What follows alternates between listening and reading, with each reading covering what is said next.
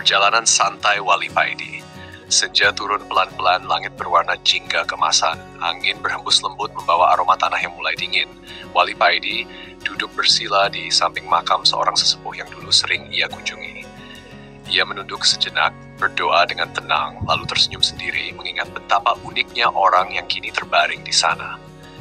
Sesepuh ini, meski banyak orang menyebutnya kiai, lebih dikenal sebagai sosok kejawen. Gaya bicaranya ceplas-ceplos, tanpa tedeng aling-aling. Kalau ada orang datang mengeluh soal hidup, jawabannya selalu dengan ajaran-ajaran Jawa. Bahkan beliau pernah berkata kepada Wali Paidi, "Aku tahu masalah setiap orang cukup dari hari dan pasarannya. Kalau ada yang datang di Rabu Pahing pada jam sekian, pasti masalahnya ini. Cukup lihat tanda-tanda itu." Wali Paidi dulu hanya tertawa mendengar itu, tapi diam-diam kagum. Bagaimana mungkin seseorang bisa membaca kehidupan orang lain hanya dari hari lahir dan jam kedatangannya? Matahari semakin rendah dan Wali Paidi kembali teringat satu peristiwa lucu ketika ia sowan ke sesepuh itu. Waktu itu mereka sedang duduk santai, ngobrol ngalor ngidul sambil menikmati wedang jahe. Tiba-tiba datang seorang santri Toriko, wajahnya penuh harap, matanya berbinar. Wali Paidi langsung merasa tidak enak. Ia tahu santri ini bakal disambut dengan cara khas sesepuh. "Ada apa?" tanya sesepuh dengan nada datar. "Begini Mbah, saya ingin petunjuk.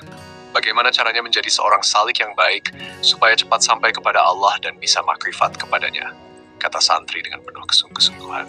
Tanpa basa-basi, sesepuh langsung meledek. "Toriko itu kacangan." Wali Paidi hampir tersedak wedang jahe. Ia sudah menduga arah pembicaraan ini bakal ke sana. Santri yang datang langsung terdiam, bingung antara harus tersinggung atau menunggu penjelasan lebih lanjut. Sesepuh melanjutkan, "Orang Toriko itu orang yang tidak tahu, makanya butuh jalan.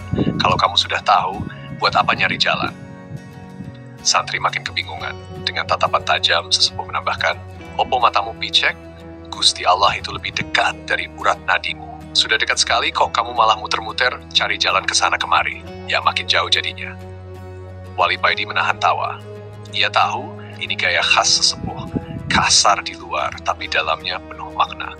Santri mencoba bertahan, "Maka dari itu Mbah, saya ingin petunjuk. Saya ingin hati saya bisa hudur ilallah." Sesepuh menghela napas, lalu menyeringai, "Kalau kamu bisa hudur kepada Allah, bisa menghadap Allah, terus mau ngomong apa? Mau sambat? Mau minta kaya? Mau tamumu banyak?"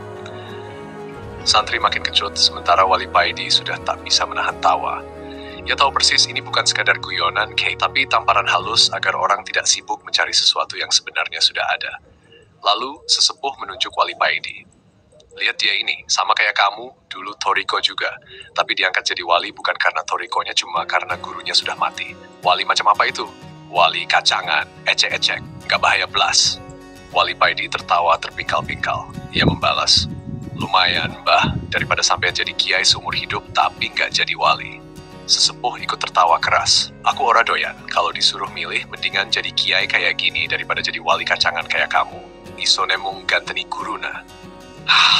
Wali Paidi berdiri lalu menari-nari di depan sesepuh sambil berkata, "Tetap aja wali."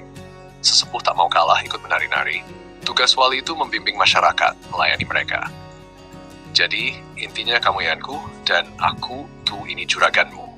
Suasana semakin ramai, santri yang tadi bingung akhirnya ikut tertawa juga. Senja kian meredup, Wali Paidi kembali ke masa kini, tersenyum sendiri di depan makam sesepuh.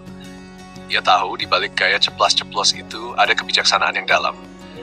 Bisa jadi beliau ini wali derajat tinggi, sehingga aku nggak tahu. Atau mungkin Allah memang punya pasukan khusus yang bukan dari kalangan wali, tapi derajatnya di atas para wali. Wali Paidi menarik napas panjang. Tetap saja, aku ini wali kacangan."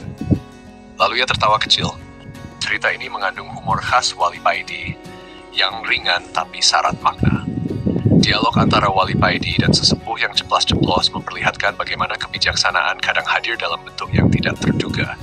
Sesepuh yang tampaknya lebih kejawen ini punya cara unik dalam melihat kehidupan dan spiritualitas, termasuk cara nyeleneh dalam menjawab pertanyaan santri Toriko.